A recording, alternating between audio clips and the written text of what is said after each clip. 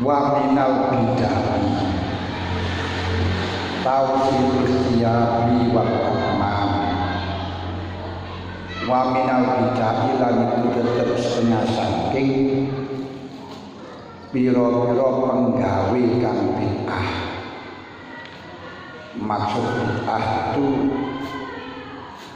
hal yang tidak pernah dilegalkan di dalam syariat, tidak pernah disunatkan di dalam syariat, tidak pernah dilakukan oleh Rasul. Kantun bid'ah itu adalah ada bid'ah lughatan, ada bid'ah syar'an. Kalau bid'ah lughatan adalah segala sesuatu yang tidak ada zaman Kanjeng Nabi, itu namanya bid'ah lughatan. Kalau bid'ah syar'an adalah sesuatu yang dilarang oleh syariat, itu namanya bid'ah secara syar'an. Bid'ah secara syar'an itu bid'ah yang disebutkan oleh Rasulullah dalam hadis man ahdasa fi amrina ma laisa minna fahuwa raddun. Siapa yang bikin ihdas itu model-model, memperbarui, membuat perkara baru, gebrakan, laisa minna, yang tidak termasuk dari agamaku. Man ahdasa fi amrina, buat model-model dalam agamaku, laisa minna, yang tidak ada dariku. Dariku artinya dari agamaku. Fawaradun, itu ditolak. Nah, yang dari Rasul itu bagaimana? Yang dari Rasul kemarin kita sudah tahu di dalam pelanggaran syariat, yaitu al-ahkam al-munazzal ala Sayyidina Muhammadin sallallahu alaihi wasallam alati fahimahal ulama minal kitab was sunnah nasson was timbaton dalam bab tasawuf. Yang disebut syariat, syariatnya Nabi, syariat yang cocok dengan Rasul adalah suatu hukum-hukum yang diturunkan oleh Allah Ta'ala terhadap Kanjeng Nabi, yang dipahami oleh ulama dari Quran dan hadis, baik secara nas jelas, secara tekstual, atau istimbaton secara kontekstual. Secara kontekstual itu namanya syariatnya Nabi. Berarti kalau tidak ada di dalam Quran hadis, baik secara tekstual atau kontekstual, itu disebut dengan bid'ah secara syar'an, yang termasuk dolalah.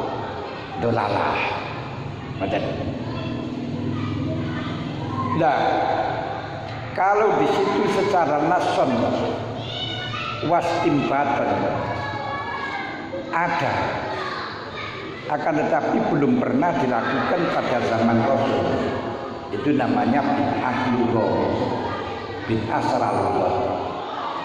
Seperti Sayyidina Umar radhiyallahu anhu melakukan sholat tarawih 20 rakaat dengan mengatakan hadhi nikmatu bid'ati. Ini nikmat-nikmatnya bid'ah saya. Rasulullah tidak pernah melakukan semacam itu. Termasuk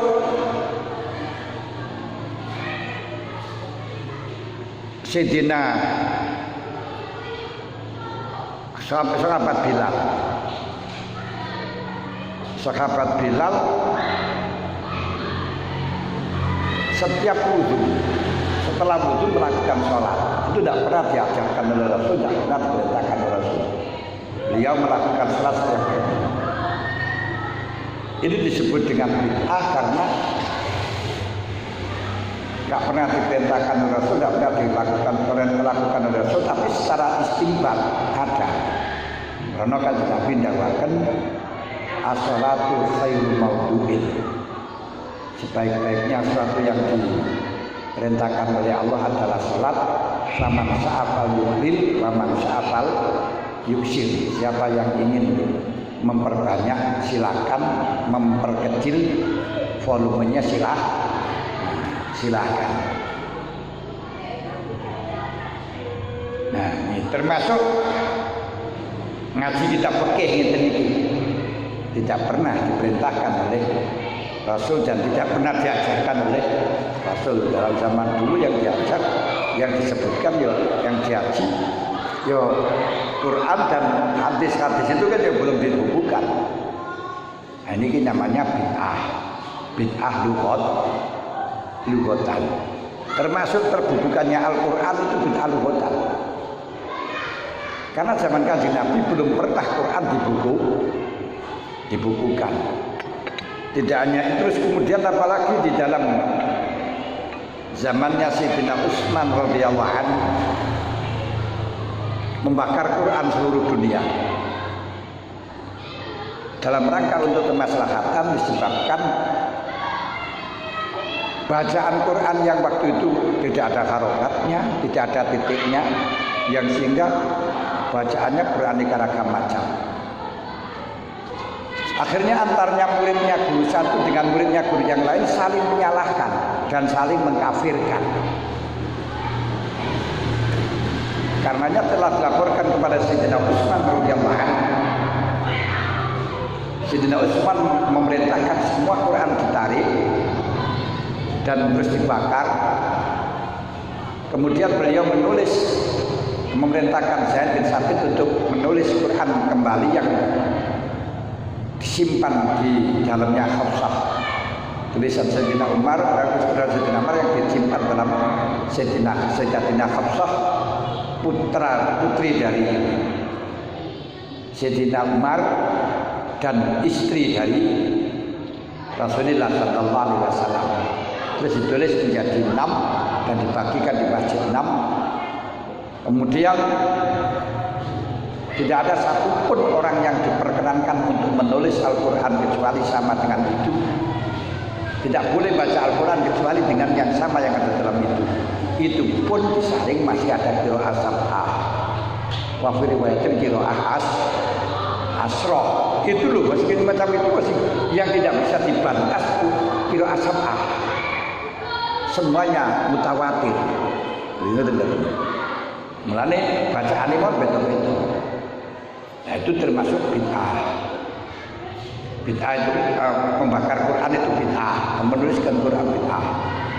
Dalam bacaannya seperti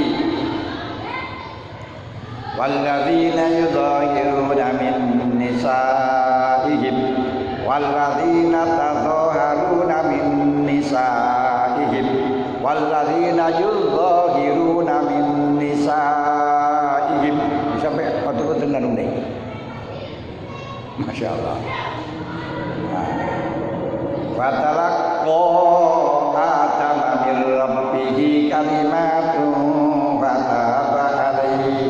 Fatalaqqa Adamu min rabbihi kalimatin fataba alaihi.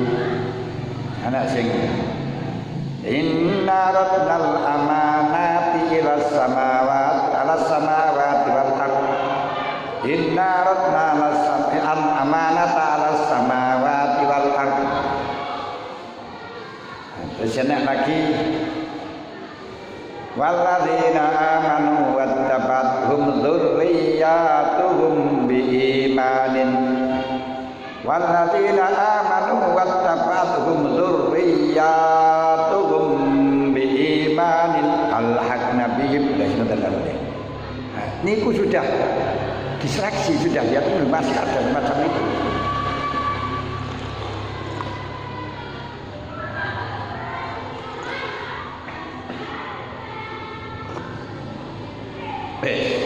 Lah termasuk bid'ah yang tidak ada di dalam nasul wastimbaton adalah tausiusiam ngomborni. Jembarne iku ngomborne klambi ngombor-ngombor.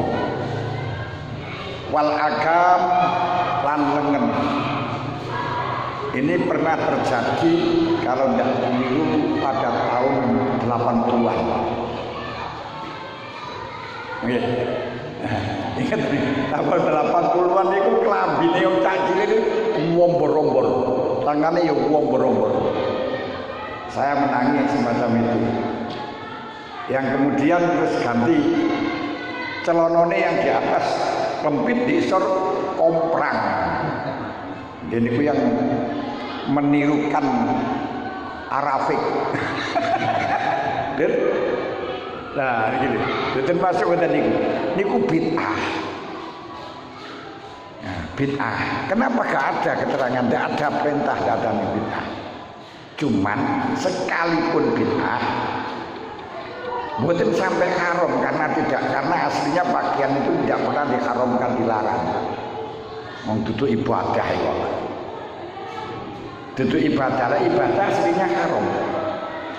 Kecuali yang diperintahkan. Makanya ketika tidak ada perintah sholat, kita perintah sholat juga haram.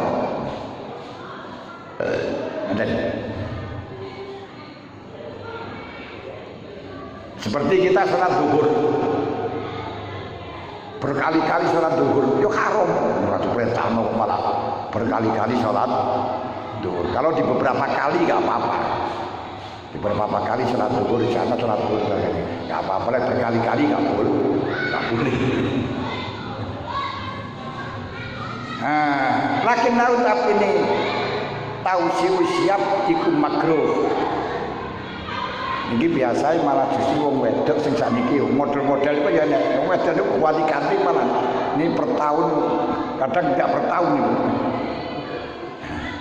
Kumpul-kumpul ngoten niku. Kompiar gak karu-karuan ngoten niku ini. Kadang terus ganti wetat. Nah, wis mengikuti tren. Terserah yang mendesain termasuk sinten niku sing kang desain ya.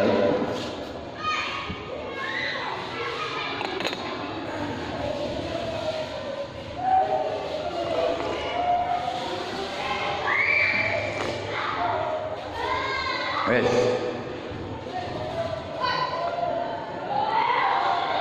Wala haramun makruh mboten niku wau mboten haram. Tapi sakniki alhamdulillah pun normal. Tapi yuk nanti berubah lagi karena ikut desainer. Ikut desainer.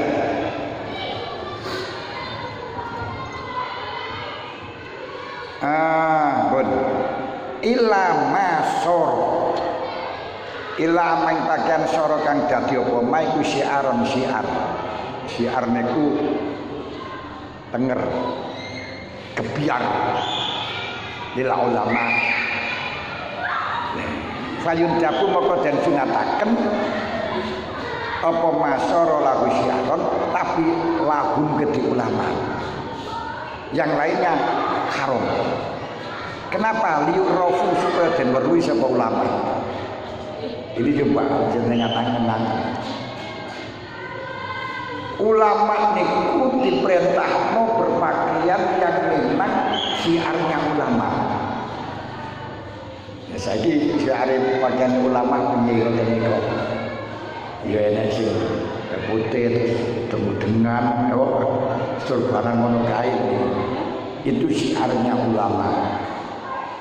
Kenapa? Supaya dikenal dan ketika ada orang punya masalah tanya kepada beliau. Ketika ada orang kesulitan apapun tanya kepada beliau. Itu tujuannya. Karena tujuannya biar dikenal dan akhirnya orang lain bisa bertanya kepada beliau, maka wayang umulan ala ghairi ngatasi liyane ulama op atasab hisabuhu tiro-tiro. Malah kan tiro-tiro atau tiro mani juga. Tiro-tiro. Tapi enggak ini panjenengan ngaji mahani tiro-tiro. Apa jadi tiro-tiro bihim kelawan ulama fi dalika ing dalam mengkuno masoro syiar. Sehingga ketika pakaian di situ di daerah tersebut syiarnya para ulama, yang tidak ulama nggak boleh. Kenapa? Karena banyak orang terblinger. Terblinger niku keliru tertipu. Mari dia membicarakan baik, bukan musuh.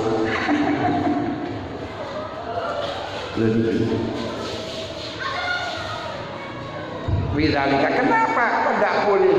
Li alla yaghtarra supaya ora dadi li alla yaghtarra supaya ora dadi kebujuk sapa bihim kelawan ulama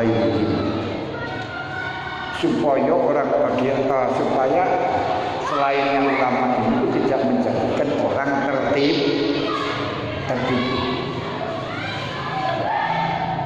Duh. Dari sini perlu kita pahami bahwa pakaian adat yang bisa menunjukkan identitas itu disunatkan. Identitas ulama ya ulama, identitas wong tani ya tani. Ten Jawa ya identitas wong Jawa. Lane ten Jawa ya batik ya koko ya ngoten iki. Malah koko niku Cina. Loh, niki lho. Artinya jangan terus dengan pakai celana cingkrang jobahan. Jubah itu tidak sunat. Jubah itu merupakan adat orang Arab. Demikian pula sorban sing pakai. Sorban itu macam-macam. Si sorban pakai plus apa nih bunderan ini loh. Atau dikempul nonton ini pun adat wong Arab. Pakai sorban sunat. Tapi model semacam itu adalah adat budaya, termasuk menggunakan cadar itu budaya, bukan ajaran Islam. Ajaran Islam itu di aurat, dan aurat itu selain wajah dan tapak tangan. Hanya saja ada wajib tutupi wajah dan tangan, tapak tangan. Hanya saja selain yang kebutuhan kepentingan tidak boleh melihatnya. Dengan jaminan ayat kullil mu'minina yaghuddu min absarihim wa yahfazu furujahum dzalika azka wa amhar. Kita tangan. Makanya bagi wong Jawa ya pakaiannya ini ora usah model-model yang sekarang ini yang tidak bisa menguasai diri. Setelahnya dari orang Arab sebentar saja ketularan budayanya Arab dibawa ke Indonesia. Mulai pakaiannya kayak boten budaya hijrah. Saudara, karena kita tidak ada bahasa hijrah, karena memang tidak pernah kita pergi, makanya nggak hijrah. Makanya bahasa pun juga tidak usah akhi, ukhti, ya wis lah, saudara. Saya ingat dawuhipun Mbah Maimun juga. Beliau sowan datang Bayi Iksan Jampes. Bayi Iksan terkenal alamah, tapi tidak pernah mondok di Arab. Kitabnya bahasa Arabnya luar biasa, seperti Siratul Qalbi. Sehingga Mbah Maimun itu, Mbah Maimun dari Arab, yakin bahwa Mbah Yai Ihsan itu pandai di dalam bahasa Arab. Lalu bahasa Arab sesuai dalam tulisan. Beliau diajak sowan kali Habai datang ke Mbah Yai Ihsan. Ketika dalam menyampaikan pada Mbah Yai Ihsan dengan bahasa Arab, Mbah Yai Ihsan namun nggih bahasa Jawi mawon. Cobalah, karena identitas kita ya seperti itu, betul loh. Nggak usah kita pakai ukti, pakai akhi, dan milad, hari ulang tahun, sudah bahasa kita yang semacam itu, betul loh. Ini bagian daripada akhlak. Kenapa? Karena akhlak muwafaqah, berakhlak dengan manusia. Ketika Sayyidina Ali ditanya, mal murad bi wa khaliqin nasa bi khuluqin hasanin, apa yang dikehendaki dengan akhlak yang baik? Jawabnya adalah muwafaqatul linnas fi kulli syai' ma'adal ma'asi. Kita selalu adaptasi dengan budaya dan tradisi selama tidak bertentangan dengan syariat. Kalau kita lihat Gus Dur, Gus Mus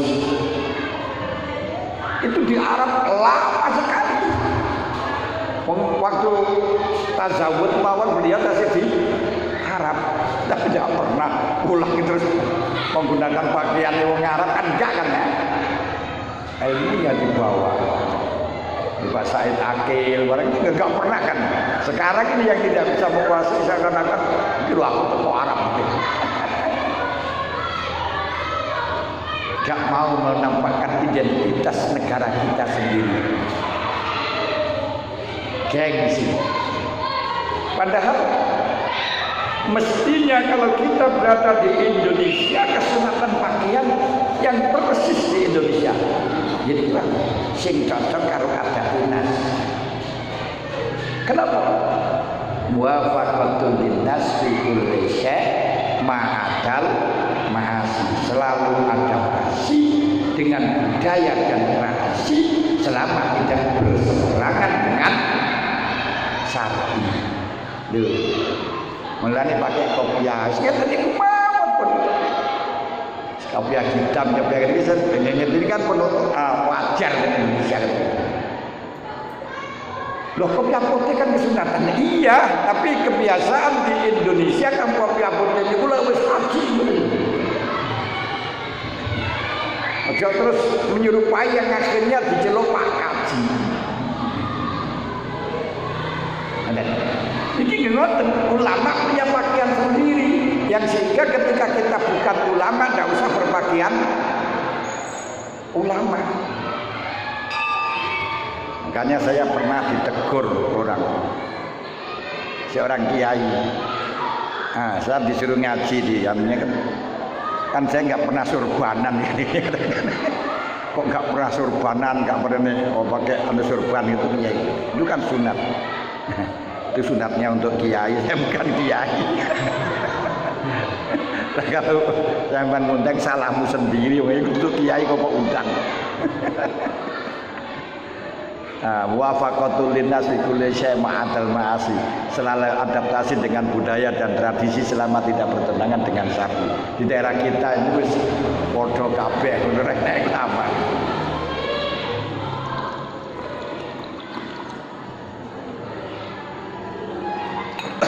Lain kalau seperti di Madura. Nah sekarang ini kok banyak orang-orang yang bukan ulama pakaiannya ya ulama. Ya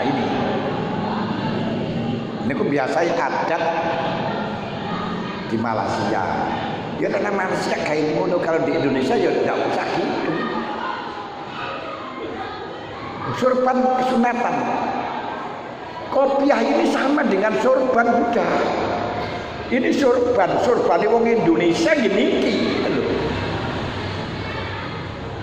Kalau yang dipakai seperti ini bukan surban, selendang. Serban ya kan kepala yang sedang serban itu Indonesia ya ireng-ireng kan teman itu. Kayak wong India. Lha tinggi. Luwes ngene luwes. Kalau kita tahu yang semacam ini loh ya rumu ala ghairihim at-tasabbu bihim. Lha yang ngene saja sing bener sing piye to lho. Kan kita kalau ngaji tahu loh sing bener sing ndi. Mereka kan enggak ora mikir ngono wae. Wakan seruan karuan ngaji ora iso tekoki ora ngerti akhirnya banyak orang keplicuk wis kadung diwambungi tangane tibake duduk kiai wah rugi diparekno piye lho tengriku alasannya apa li Allah yughtarra bihim supaya tidak menjadikan Blidru. Kalau Indonesia kan menjadi Blidru saat ini. Dulu enggak, kalau dulu itu enggak Blidru. Saat ini dulu sih enggak Blidru. Tapi wis maklum kok zamane wis surup. Surup niku wis memang maghrib. Surup niku remeng wis ora pati ketok. Sekarang bedakno kiai karo duduk kiai niku sudah sulit sekali.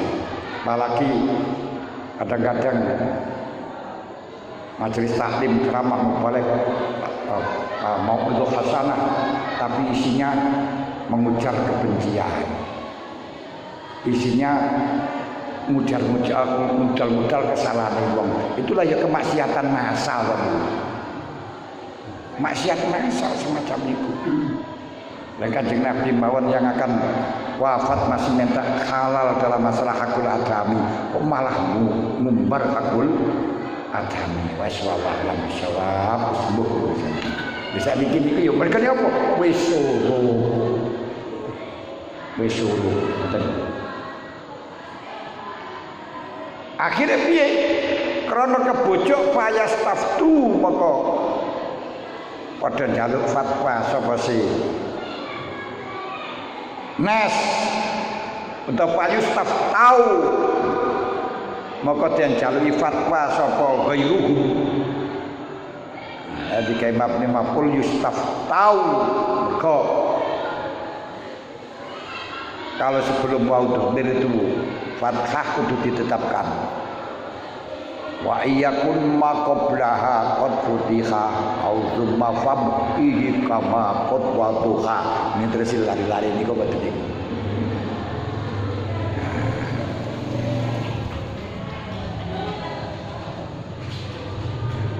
fayuftu iki fayufti mari wa iyakun fatman khatman iyakun zakasrin sadurunge kasrah waca ndoma fayuftu ngeten nek kemang fayustaftau fayuftu akhirnya diminta fatwa terus berfatwa bi ghairi ilmin krono wis kadung dikiyaino kamilan jawab isin jadi wis kadung dikiyaino terus kate enggak jawab isin akhirnya ngawur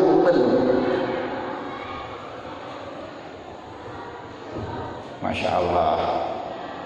Dan ketoke dek ini ku gak berilmu ya sekarang ini macam itu ngaji ngelok-ngelok wong ngono jadine diarani wah kompendel ngaji ya. Sangat berani loh. Ngaji kok wani lho urusan wani kendel-kendelan iki kendel kendelan apa piye. Niki lho sing jadi kita bukan masalah kendel-kendelan ngaji niku nyampaikan kebenaran tapi bukan ngritik pribadi. Oh, teman-teman.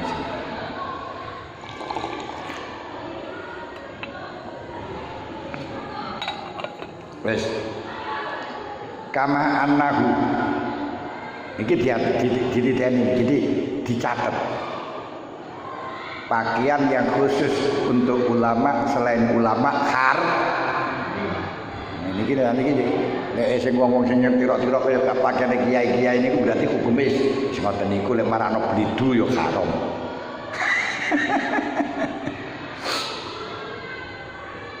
Kama annahu kaya temesine kelakon iku yakul haram alaman ing atase wong laisa kang ora ana sapa man iku bisa lihin wong saleh. Apa atazayyu berhias biji solihina kelawan perhiasane wong solihin. Cobalah. Saniki banyak setelahnya ditangkap gosir panplek didelok tatune ndak karu-karuan. Kancak gurang-gurang niku tanune. Dan apa niku medsos kaya iki. Selana cekel tek masyaallah. Yo kate surbanan gede plek telah dicekel di banjar ono tatune ndak karu-karuan. Ya Allah, ya apa ngoten iki. Ini loh, orang-orang yang tidak soleh, orang-orang pakaian-pakaian yang khusus untuk orang soleh. Mungkin kula mboten ngerti pakaiane wong soleh niku terus pundi. Apa termasuk lambi koko apa niku nek. Wong sing ora soleh nganggo semacam iku nggih haram. Kenapa? Liu hira klentong bujuk sapa sih man laisa bisalihin ghairahu ing liyane wong saleh. Saniki niku copet-copet wedok, bajingan wedok niku pakai jilbaban. Makanya kita tidak usah menuntut Indonesia kabeh jilbaban, malah justru sulit membedakan. Operasionalnya banyak sekali, kadang ngojek. Nah, setelahnya itu di tengah perjalanan klambine apa celandale dirutuhno terus jaluk mandek terus dikono enek sing patron. Iki wonge jilbaban. Ngoten lho repot sekarang. Copet-copet wedok tapi jilbaban, sak berang-berang tukang hipnotis. Makanya haram selain orang yang soleh berpakaian yang menjadi perhiasannya orang soleh karena membujuk kepada yang lain. Ngoten. Wa misluhu lan iku madani siap lubsul imamah al-khudra. Tapi niki singen. Lubsul imamati utawi nganggo termasuk haram. Lubsul imamati utawi nganggo surban al-khudra kang ijo li ghairi syarif kedue saliyane habaib. Habaib niku punya keistimewaan niki ten daerah mriko. Berpakaian ijo, anu surban ijo. Kalau sudah menjadi syiar habaib niku surbane ijo, selain habaib enggak boleh pakai ijo. Kenapa? Blidru. Karena bukan habib diceluk Sayyid Sayyid Nabi Habib Noe. Repot. Saat ini kan banyak orang-orang yang bukan Habib, bukan Sayyid, tapi gelar Habib. Setelahnya dicekel plek, dikai Habib palsu. Astagfirullahaladzim. Tapi di Indonesia menurut pengamatan dalam kok mboten spesialis ijo to habaib. Yang akhirnya ijo niku yo tidak habaib yo ijo yo selain ijo, selain habaib juga banyak yang ijo. Mboten blidru lek teng mriki. Lah yang membedakan antara habib dan tidak di sini itu bagaimana? Gak ada yang spesialis tanda zahir. Aja percaya karo irung. Kalau percaya karo irung niku wong Arab niku mancung-mancung nanti nang ngampel semuanya Habib Bruno kabeh mancung-mancung. Bun. Jadi gini. Nanti surban saja kalau mengakibatkan belidru haram. Waqad ju'ilat lan teman-teman den dadekaken sapa Khudra atau Imamah Al-Khudra ala auladi Fatimata ing ngatasi para keturunane anak-anake Dewi Fatimah Az-Zahra. Gini ku Sayyid utawa Habib ana sing anu ye bahasa Baratan ayit ana ayit ana Sayyid ana macam-macam. Karenanya payah istidik selain habaib diharamkan menggunakan pakaian yang berciri khas. Ciri ini habaib. Habaib niku waktu simah ngeten mawon wonten cirine piyambak. Yang dibaca itu apa? Cirinya ada sendiri. Dan ketika orang itu mempelajari ciri-ciri niku bisa orang belidu. Nah niku Pendir Boyo niku nate ya santri ngoten ya ngaku Habib dan apal nasab-nasabe habaib niku sehingga nang Lirboyo niku mboten nate umbah pun diumbahno sembarang diladeni wong Habib. Lirboyo niku yang sangat hormat dengan habaib. Sampai terjadi simah syarifah. Jadi sampai simah kali syarifah. Lalu adike sing membongkar, adiknya wanita, kono kasihan kan. Mesakno kanca kakake kaya ngono terus korbane akhirnya membongkar. Bukan Habib, akhirnya nang Lirboyo dicekel gampang.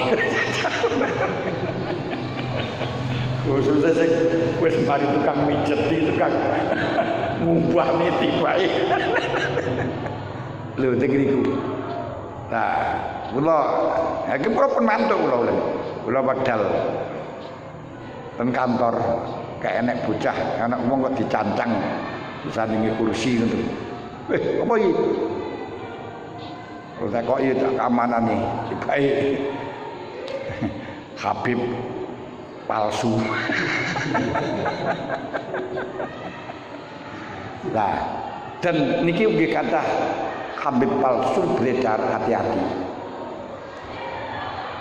Nah, kula nggih ditemoni ping pindho. Tiyangi ngaku Habib Muhammad saking Malang, ya saya ngoten. Ini pun nasab kiai-kiai ini kuwapal, mungkin hebat. Terus ya ngomong macam-macam nang kula lek kula mboten kalangan kathah mboten. Namun sing nyayangaken terus tiyang ngaji ten nggon kula dan wong sing kenal-kenal kula jan digripik sampai wong Kalipung Sumber Pucung barang niku digripik. Lah jarene akrab kali kula lho iki. Waduh. Sampai bola-bola kula sing tuku ponggok dukane barang mara ten nggon kula. Jenengan kenal karo iki alah kowe iku kapekan kowe iku. Lek kenal aku ya ora kenal, lek wonge ya kenal karo aku, lek rene ya tau wajane ya padha ngono wae. Padha goleki, dhek golek ngoten karone. Nah, kula sumber pelari-lari kendek kabeh terus nang nggon aku langsung kula ya ngoten niku anu ngayi-ngayi lek-lek gedak kon. Ya macam-macam kowe. Bola-bola kuku kena-kena tak ana polisi kowe. Ana polisi kowe kali ngono. Boten senes kula niku paling senes paling ini. Ora awakmu jelas aku apa isine to. Nah terus ndak mulih ngoten mawon. Nah, lho. Dadi ora usah panjenengan percaya karo wong ngaku habaib. Lek habib temenan ora enek sing ngaku. Lek akhlake kok kaya Kanjeng Nabi gak ngaku ngoten lho. Lek ngaku wis malah ora sadean wis ya lek panjenengan njaluk ya dikeki sak wajahe mboten mau. Ndak keluyuran. Ora keluyuran iki baik penting. Masya Allah. Terus berarti? Wonten Kafe Rahmat. Niku nate dari Mbah.